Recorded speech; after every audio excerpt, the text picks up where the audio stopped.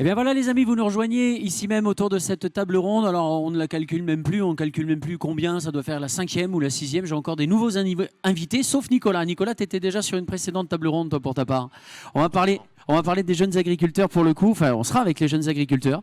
Et on va parler de l'importance de l'agriculture pour les nouvelles générations et les impacts dans leurs assiettes. Alors autour de cette table pour parler de ce sujet, on va avoir une invitée surprise, Sophie Fabre, qui a été prise un petit peu comme ça au hasard au sein du festival. Au hasard, ouais. Sophie Fabre, tu vas nous réexpliquer un petit peu ce que tu fais. Toi, tu as développé un concept sur les réseaux notamment. C'est quoi exactement? Oui, en effet. Donc du coup, moi c'est Sophie Cuisine Locale. En fait, je mets en avant les producteurs locaux, le circuit court. Alors pourquoi? Parce que je suis femme d'agriculteur.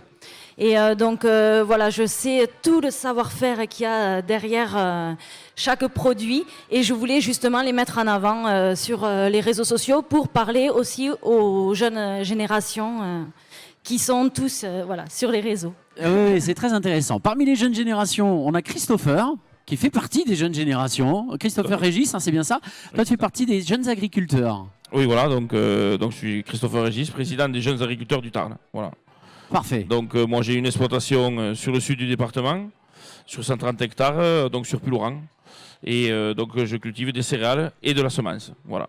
Très bien. Alors, quand on parle des JNA, justement, c'est un peu pour ça que tu es autour de cette table, toi, Nicolas. Tu vas nous parler des JNA. Rappelle-nous un petit peu ce qui se passe en ce moment, justement. Alors actuellement sur Orléans, hein, il y a actuellement les Journées nationales de l'agriculture qui se passent sur Orléans, qui sont avec une des partenaires des enfants cuisine qui s'appelle l'Open Agri-Food, hein, et qui reprend un peu le concept d'Olivier sur des ateliers cuisine avec des enfants, la découverte du produit, en y intégrant également des rencontres avec des agriculteurs. Et on se rend compte que les jeunes sont très intéressés par cette partie des ateliers, hein, puisqu'il y a des ateliers aussi plantage, semences, et ça leur permet de pouvoir effectivement rencontrer le produit tel qu'on le trouve quand vous le sortez de terre, et se rendre compte que la carotte, c'est pas râpé ou en rondelles, hein, que c'est tout entier. Pareil pour d'autres fruits ou d'autres produits, que ce soit des produits de la mer, hein, que le poisson, c'est pas carré dans les coins, comme disait Coluche. Donc effectivement, on se rend compte que les jeunes sont maintenant de plus en plus en attente quand on commence à les éduquer, d'un suivi dans cette éducation. Et c'est ce qu'on met en place toujours en partenariat avec les enfants cuisine. Hein, et je trouve ça hyper intéressant de voir des petits loups de CE2, CM1 intéressés et en demande de découverte de produits. Et justement, on va voir quel est leur intérêt. On viendra à te poser des questions à toi, Christopher, mais on va quand même présenter Jocelyne. Justement, tu es ici sur le festival et tu apprends aux enfants que le lait, c'est pas juste en brique en fait. Le lait, ça sort du pied d'une vache pour le coup. Oui, tout à fait. Effectivement, il y a beaucoup de travail en amont. Il y a la traite, effectivement, mais bien avant la traite, il faut aussi nourrir les animaux. Alors toi, c'est la maison Cantavélote. Hein. Cantavélote, on vous connaît, vous êtes réputé dans la région et puis un petit peu partout. Oui, en Occitanie, on nous connaît un petit peu, oui. Voilà, et là, pour le coup, sur le festival, vous présentez non seulement des yaourts, différents produits, mais aussi un autre produit ici. Un autre produit qui s'appelle l'aligot. L'aligot, vous savez ce que c'est, bien sûr. Tu peux nous rappeler la recette de l'aligot? Alors l'aligot, c'est une purée classique avec un petit peu de tome fraîche. Voilà, et autant vous dire que sur le stand de Cantavélote, on en a tous dégusté un peu. Si c'est pas encore fait, profitez-en, venez, on est encore ouvert ici même demain, vous allez voir, c'est très sympa. Les jeunes agriculteurs, justement, quel est l'impact, quels sont les défis aujourd'hui à relever pour conditionner à ce que les jeunes aient envie de devenir agriculteurs? Est-ce qu'autour de toi, tu vois des jeunes agriculteurs qui ont vraiment envie, qui ont du mordant? Alors oui, on en voit, heureusement. On a un défi que chez jeunes agriculteurs on porte depuis très longtemps, c'est le renouvellement de génération. Et ce renouvellement de génération, il se fera que si on arrive à vraiment faire comprendre aux jeunes l'intérêt de l'agriculture. Donc pour arriver à faire comprendre ça, il faut qu'on aille le plus tôt possible dans les, je vais dire, collèges, lycées. Souvent on a quelques soucis aussi de pouvoir le faire, mais c'est quand même très très important. Les lycées agricoles sont là pour les accompagner, bien évidemment ils sont très importants. Dans le Tarn, pour donner 2-3 chiffres, on installe à peu près dans les 80 jeunes par an, donc ils s'installent dans l'agriculture. Donc c'est quand même 80 jeunes, oui, voilà. oui, c'est quand même pas mal, ouais. C'est quand même pas mal. Mais on n'est pas encore, on va dire, on pourrait faire mieux. Je ne sais pas si on arrivera un jour à faire mieux, il faut toujours se dire que si. Mais on arrive quand même à promouvoir quelque chose de bien et de bon, comme je dirais. Mais malheureusement, voilà, on n'arrive pas sur 3 fermes qui arrêtent, on va en combler une et demie. Et encore, peut-être j'accélère un peu trop. Très Voilà. bien. Qu'est-ce qui explique cela, justement? Qu'est-ce qui explique le fait que ce soit aussi difficile, aussi compliqué? C'est qui peut être. Alors, c'est aussi donner l'envie aux jeunes de s'installer. C'est passé un cas parce que quand on est salarié agricole, on a nos week-ends quand on veut, hormis quand il y a la grosse période de travail. Mhm. Mais un jeune qui a 25 ans, il a envie de s'amuser, il est jeune. Hein. Et quand il va passer de statut de salarié à statut installé, donc il a sa ferme, c'est pas pareil, c'est différent. Donc là, il faut qu'on soit prêt, il faut qu'on soit mûr dans la tête en se disant que on travaille pour vivre, il faut qu'on gagne un revenu, il faut que ma ferme fonctionne. Hein. Souvent, ce sont des fermes qui ont des générations. On a aussi, heureusement, des jeunes qui arrivent, qui sont complètement hors cadre, c'est-à-dire que c'est un jeune qui a eu... On a tous eu des grands-parents agriculteurs ou autres. Ces jeunes-là arrivent et au milieu, il y a eu une cassure, il y a eu des parents qui n'ont pas été agriculteurs. Donc lui, il aime ce métier-là, il veut s'installer. Et donc lui, il part de zéro. Quand on part de zéro en tant que jeune agriculteur, on bâtit quelque chose. Et ce mot bâtir, il a tout un sens parce qu'il est vraiment hyper important, quoi. Donc il y a un accompagnement, il y a des aides qui sont donc françaises et régionales, même je dirais européennes, hein, avec la PAC.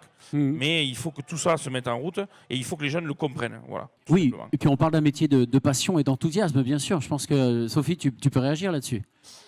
Oui, tout à fait. Enfin, voilà, il y a, surtout dans l'élevage, par exemple. Bon, nous, on élève le veau d'Aveyron et du Ségala et les pintades et poulets label du Ségala. Oui, parce que j'ai cru comprendre que, juste pour te couper, tu as ton mari qui est agriculteur. Voilà, également, pardon. c'est ça? Oui, j'ai mon mari qui est agriculteur dans le Tarn. Oui.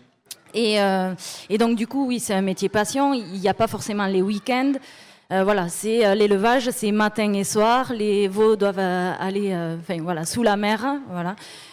Il faut vraiment s'en occuper.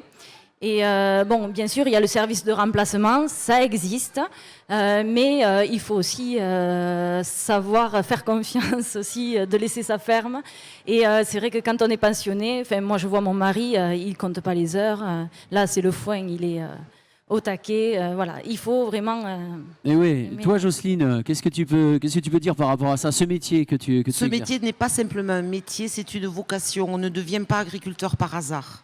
Ou on est agriculteur, on aime la terre, ou on ne le fait pas.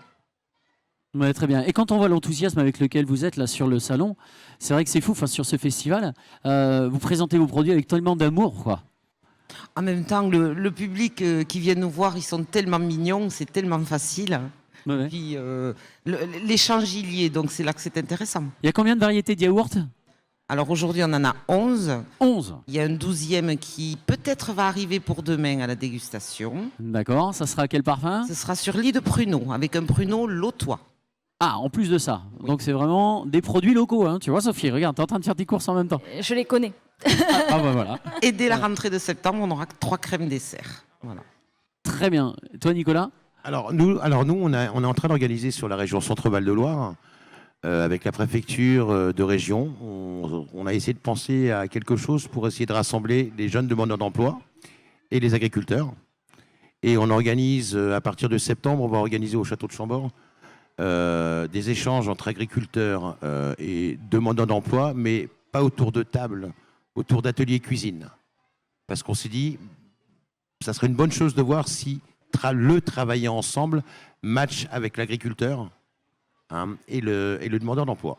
Parce qu'il y a des caractères plus ou moins divers et variés. Et on s'est dit, voilà, c'est une autre façon peut-être pour les agriculteurs de recruter des personnes qui sont passionnées de métier de bouche et qui veulent comprendre effectivement d'où viennent les aliments. Et puis, je pense que vous avez besoin d'un sacré coup de main en termes de recrutement, parce que vous avez un métier qui... Nous, on a un métier pas facile. Le vôtre non plus ne l'est pas. Hein, mais vous nous nourrissez. Nous, on ne fait que mettre en valeur vos produits. Vous prenez la peine de nous donner à manger. Et il faut que toutes les corporations se joignent à vous pour vous filer un coup de main. Oui, vous donnez la peine de nous donner à manger, mais encore faut-il que ce soit du bon manger, puisqu'on est sur le festival bon. Et comment justement vous vous souciez du fait d'avoir de la bonne alimentation et des choses de qualité, une alimentation durable, on va parler, et des produits durables à fournir justement. Alors ça c'est une question qui est un peu complexe, mais on va dire que tout ce qu'on essaye de produire, on essaye de le faire, on va dire, bien, bon, et en mettant tout ce que l'on peut mettre donc en avant, quoi. Alors je vais dire que par exemple tout ce qui est produits phyto ou autre, eh bien, maintenant ça fait des années qu'on travaille sur du raisonné. On a vraiment changé depuis très longtemps notre système donc de mise en place de culture, que ce soit partout en France. Hein. On travaille avec des satellites, on travaille avec oui, on lit vraiment les technologies modernes à l'agriculture aujourd'hui. Donc voilà, c'est pas comme vous entrez dans des démarches, je dirais, tout à fait, développement durable. Et puis on est beaucoup contrôlé, on est beaucoup voilà, c'est plus comme c'était je vais dire dans les années 70-80 où là on nous a dit qu'il fallait vraiment booster, accélérer pour produire beaucoup parce qu'il fallait beaucoup produire. Là on est revenu sur une agriculture raisonnée qui est beaucoup plus, on va dire je vais pas dire bon pour la planète, ça c'est sûr, mais on est vraiment sur quelque chose qui est lissé, quoi, voilà. Et en parlant de contrôle, justement, alors pour ma part, je vais en profiter pour parler d'un organisme que tu connais très bien, c'est Bleu Blanc Cœur. Pour le coup, tu nous en parleras, puisque toi, tu es en Bleu Blanc Cœur chez Cantavélote. Peut-être vous en avez entendu parler. On a Thierry Marx qui est porte-parole. Pour ma part, je suis rentré dernièrement au conseil d'administration de la nouvelle communauté du bien produire et du bien manger, et du mieux produire, mieux manger. Et justement, on parle notamment dans le cahier des charges d'analyse obligatoire sur le produit fini. Ça doit avoir notamment un ratio nutritionnel convenable, oméga 3, oméga 6 qui soit convenable, de 1 oméga 3 pour 4 oméga 6. Et puis surtout, répondre à des obligations en ce qui concerne des obligations de résultats en ce qui concerne l'alimentation amenée aux animaux. Pas le droit de mettre du soja d'importation, éviter effectivement les produits d'importation pour éviter l'impact environnemental notamment. Est-ce que toi, tu peux nous parler justement de cette démarche Bleu Blanc Cœur ? Alors la démarche Bleu Blanc Cœur, elle a plein d'intérêt sur une exploitation, pour ce qui est du bien-être animal également. Nous, on a constaté sur notre exploitation que les frais vétérinaires, par exemple, depuis que nos bêtes sont nourries justement en bleu blanc cœur avec du lin notamment, on a divisé nos factures de vétérinaires par 2. Donc c'est très important sur une exploitation parce que voilà, les charges, il y en a quelques-unes. Ensuite, même par rapport à la planète, l'empreinte carbone, c'est quelque chose de très important aussi avec la démarche Bleu Blanc Cœur. Qui est mise en avant d'ailleurs, hein, vous recevez des primes voilà. Donc nous, sur la coopérative, tous nos producteurs sont valorisés pour la démarche Bleu Blanc Cœur. Parce qu'il y a une obligation de résultat. Donc ils ont une petite prime tous les 1000 litres, ils ont un temps, voilà, il y a un petit tableau avec c'est comme une analyse classique, hein, voilà, il y a des paramètres à remplir et si tous les paramètres sont remplis, alors à ce moment-là, ils sont récompensés aussi. Donc ça a un impact financier, ça a un impact voilà, sur les animaux, sur les humains, voilà. La démarche Bleu Blanc Cœur, c'est quelque chose quand même d'assez complet. Tout à fait. Ce qui est vraiment important là-dessus, c'est qu'on réutilise, je dirais, des instruments qui ont toujours existé. L'association existe depuis plus d'une vingtaine d'années maintenant. Elle a été fondée en 2000 par 3 présidents qui s'appellent Pierre Veil, Bernard Schmitt et Jean-Pierre Pasquet, qui ont laissé la main maintenant à la présidence à Nathalie Kerwas, qui pour le coup est devenue présidente de la SIG Bleu Blanc Cœur, puisque c'est devenu une SIG dernièrement. Et il me semble d'ailleurs que Philippe de Cantavélote, ton mari, fait partie également du conseil d'administration. Oui. On est bien d'accord. Alors je ne sais pas si vous connaissiez la démarche pour le coup, mais ça fait partie effectivement des démarches saines. Et il y a des analyses en cours. Les dernières analyses, c'était sur notamment l'alimentation de la maman enceinte, qui a été nourri avec des produits Bleu Blanc Cœur, et ils ont lancé des analyses sur le sang de la maman, sur le lait de la maman et sur les selles des enfants pour le coup. Et ils ont réussi à voir que l'oméga 3 qui était ingéré par la maman notamment eh bien, se retrouver dans son lait maternel et que le lait maternel qui nourrissait l'enfant eh bien, apportait justement des bienfaits dans le microbiote de l'enfant. Donc là, on vous invite vraiment à aller voir sur les réseaux, sur le site Bleu Blanc Cœur, où il y a toutes les analyses qui sont expliquées. Voilà. Pour ta part justement, Sophie, toi, tout ce qui est local, tout ce qui est démarche pour apporter dans les assiettes des produits de qualité, comment ça se passe chez toi, dans ton entreprise ça? Alors, en fait, j'ai commencé, on parle des enfants, donc en fait, j'ai commencé cette démarche par rapport à mon fils. Justement, je voulais lui donner des bonnes choses à manger, privilégier la qualité à la quantité. Et puis, du coup, je l'ai un peu plus développé et j'essaie de mettre en avant via des recettes. Je ne suis pas chef, hein, mais des recettes simples pour dire qu'on peut bien manger avec de bons produits simplement et au quotidien, quoi. Et surtout qu'à partir du moment où ce sont des bons produits, eh bien on fait un geste pour la planète en quelque sorte, puisque c'est Exactement, c'est de la qualité. C'est le respect de la nature. Voilà, et on sait que c'est des chartes de qualité qui sont respectées. Donc on sait que derrière. Et on sait ce qu'on mange. Et on sait ce qu'on mange. C'est le plus important, ça. La transformation. Et quand on est jeune agriculteur, effectivement, la terre que l'on a, c'est celle qui va produire le blé, etc. Mais il faut qu'on en prenne soin de cette terre-là. Si on n'en prend pas soin, on ne peut plus l'exploiter après. Voilà, ça c'est sûr. Alors oui, on en prend soin, il faut en prendre soin. Et je pense que ça, comme je disais tout à l'heure, par rapport à tout ce que on y met en intrants ou autre, ce qu'on apporte à la culture. Donc oui, il faut en prendre soin. C'est vrai que toujours pour parler avant, on ne le calculait pas comme ça. Et là maintenant, voilà, on en prend soin. On est, je pense, de plus en plus, je ne sais pas comment dire le mot, mais compréhensif en fait de ce que la terre va nous apporter, quoi. Voilà. Quelles sont concrètement les choses mises en place justement pour en prendre soin? Est-ce que vous réintroduisez, je sais pas moi, par exemple, des arbres, des couverts végétaux? Depuis quelques années, voilà, on fait des couverts végétaux parce qu'on ne laisse plus les terres, ou c'est très rare de laisser les terres donc nulles donc tout l'hiver. Hein. On a des couverts, donc souvent des couverts de féveroles que l'on fait, donc comme ça tout l'hiver, donc les terres sont recouvertes. Ça amène donc quelque chose puisque le bienfait de la féverole, c'est qu'elle fixe l'azote qu'il y a dans le sol.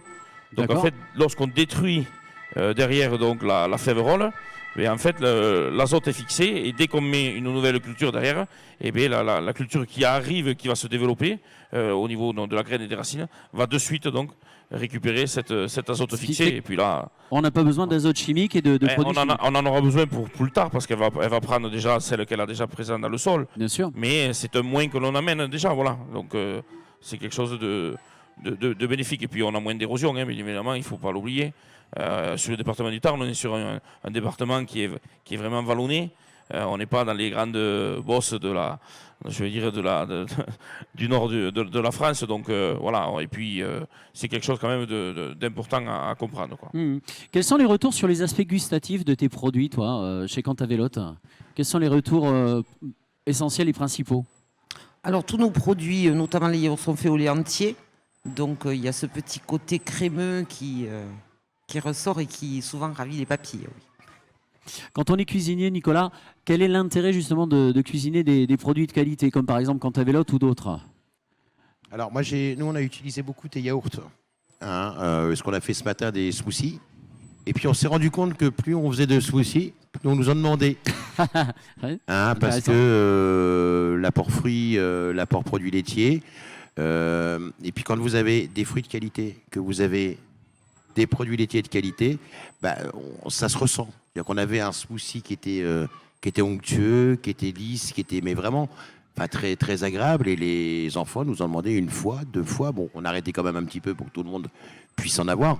Mais l'intérêt, c'est qu'on retrouve un petit peu les saveurs qu'on avait quand on était plus jeune, et qu'on a perdu avec tout ce qu'on peut voir sur le marché, qui n'est pas forcément bon. Alors, tout à l'heure, tu disais, comment vous faites pour faire des produits bons, etc. Alors, je n'ai pas insisté sur le côté bon, parce qu'on est au festival bon, et je sais que tous les producteurs que nous avons avec nous sur le festival sont des producteurs qui produisent bien, bon, et en respectant la planète. Donc, je n'ai pas voulu insister, parce que pour moi, ça coulait de source.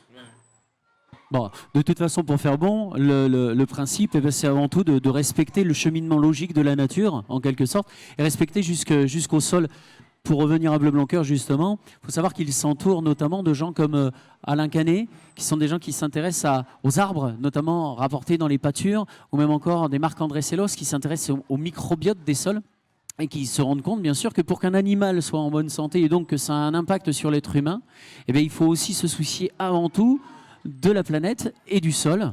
Et c'est toute une chaîne alimentaire. C'est ce qu'on appelle la santé unique, en fait. Ça s'appelle le One Health, tout simplement. Et c'est un petit peu le cheminement que tu fais quand tu demandes à ce que ce soit du local qui vienne dans les assiettes. Pour le coup, déjà, tu limites l'impact environnemental. Oui, tout à fait. Et puis, c'est toujours...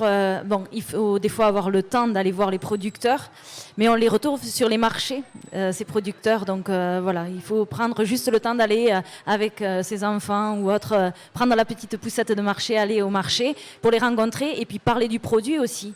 Parce qu'on sait au moins ce qu'on a dans nos assiettes. Donc, voilà. Et puis, oui, niveau impact environnemental, il n'y a pas mieux.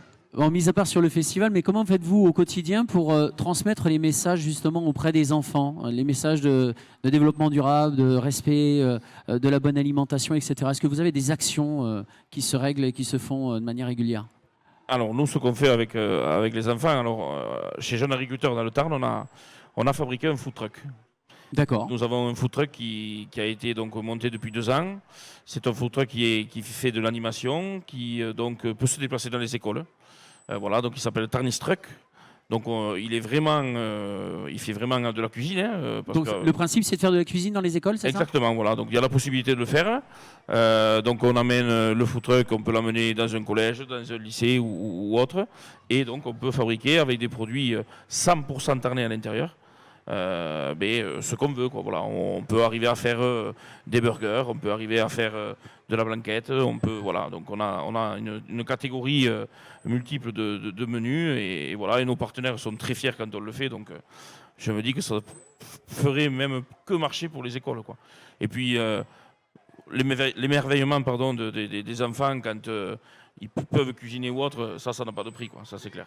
Eh oui, tout à fait. Ça arrive qu'ils viennent dans les fermes? Pour toi, tu as des scolaires qui viennent dans les fermes? Parfois, effectivement, on organise des portes ouvertes et on fait faire des visites de la ferme et ils aiment bien participer à la traite. Ouais, ça suscite des vocations ou pas? Il y en a quelques-uns qui disent je ne pensais pas, mais je vais devenir agriculteur. Oui, moi je pense que oui. Ouais. Ça peut. Certains peuvent se dire c'est un beau métier, pourquoi un jour je ne peux pas être agriculteur? Voilà. C'est sûr que de les prendre et de les amener sur une ferme, là ils adorent, quoi. Ils voient les animaux, ils voient la traite, ils voient le bien-être animal que l'on donne. Donc ça vraiment ils adorent.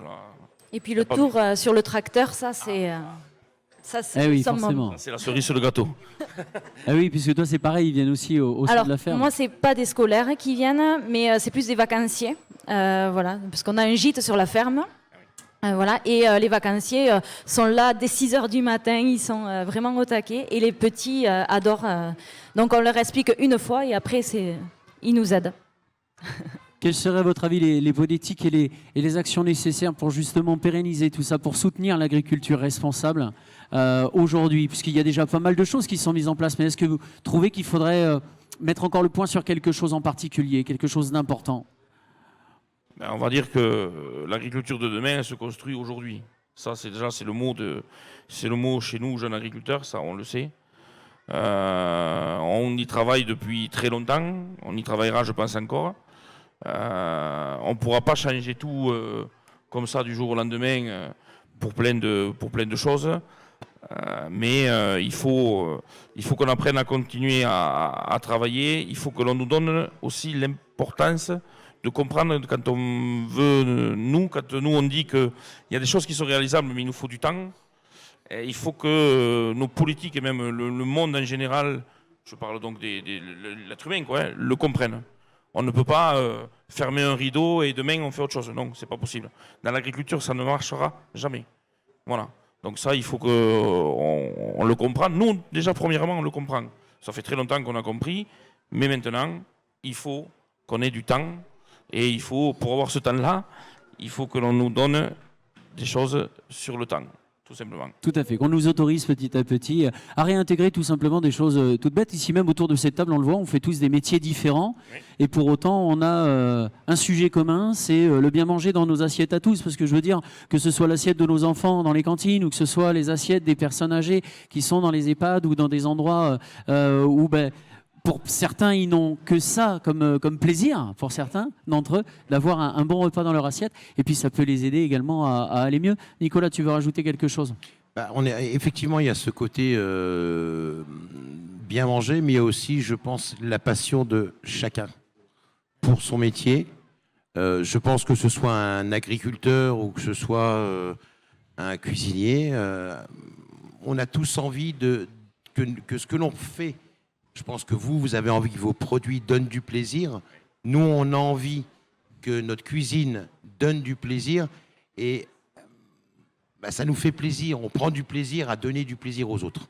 Et ce que je remarque en échangeant avec les divers stands où je peux aller, c'est qu'on est tous animés par la même passion, par le même désir de protection de la planète, le même souhait d'une alimentation saine pour les enfants et pour les autres personnes. Là, on est sur le festival